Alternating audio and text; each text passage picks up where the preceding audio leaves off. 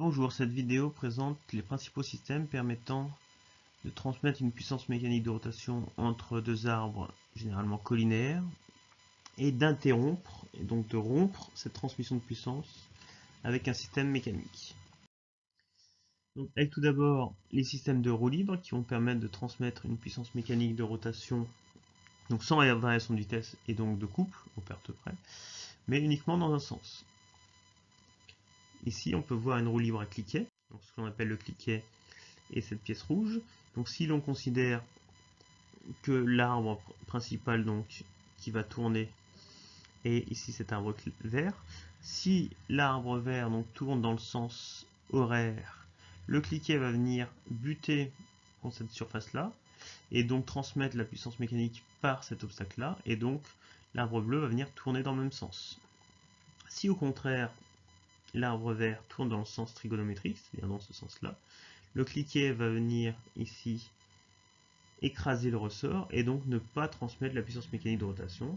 et donc on va entendre le bruit du cliquet qui va faire clac clac clac clac clac, mais sans transmettre la puissance mécanique de rotation à l'arbre extérieur. Alors on peut utiliser la roue libre dans l'autre sens en mettant comme arbre principal l'arbre bleu, et donc là si l'arbre bleu tourne dans le sens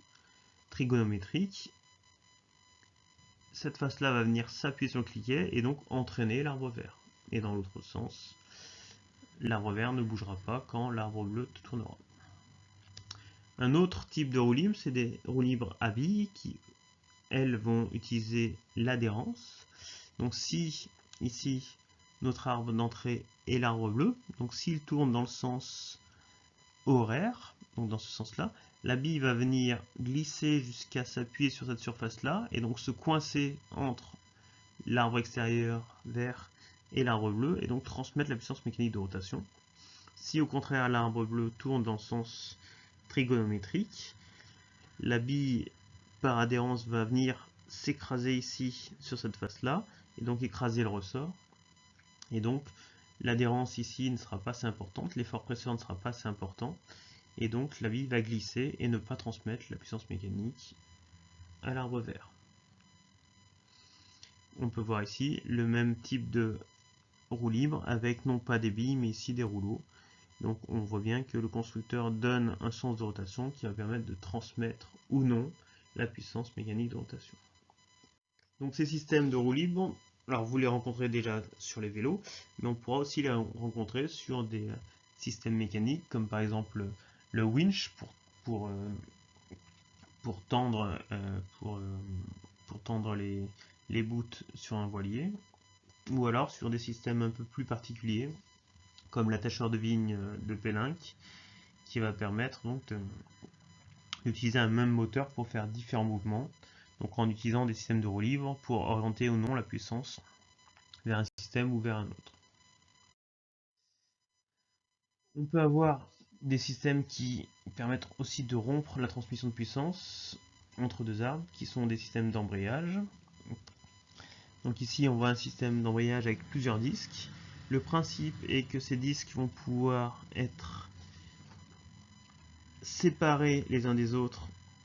par une action mécanique, et donc avec des glissières on va venir désaccoupler les disques, ou alors avec un ressort on va venir appuyer les disques les uns contre les autres, et donc quand on va avoir certains disques liés, donc par exemple ces disques ici vont être liés à l'arbre avec un accouplement extérieur avec ces languettes là, et ces disques ici seront liés à un autre arbre, donc au second arbre, à l'aide ici de ces rainures, et donc la transmission de puissance va se faire à travers ces surfaces là par adhérence, et donc c'est l'effort presseur donc normal sur l'axe ici des arbres de transmission qui va transmettre donc par adhérence le couple. On aura ici le même type de système, mais où là l'effort presseur ou surtout le fait de désaccoupler les axes se fera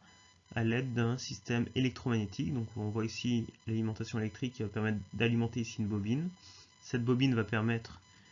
de créer un champ magnétique permettant donc de déplacer ici cette pièce-là et donc de venir rompre ici le contact entre les deux surfaces frottantes et donc pour rompre la transmission de puissance entre l'arbre de droite et l'arbre qui sera ici accouplé ici à gauche du système. Donc ici c'est un embrayage électromagnétique, donc plutôt que d'utiliser un effort mécanique pour désaccoupler, comme par exemple sur une voiture où on utilise l'effort donc exercé sur la pédale d'embrayage, ici on utilise un champ magnétique pour désaccoupler les deux disques qui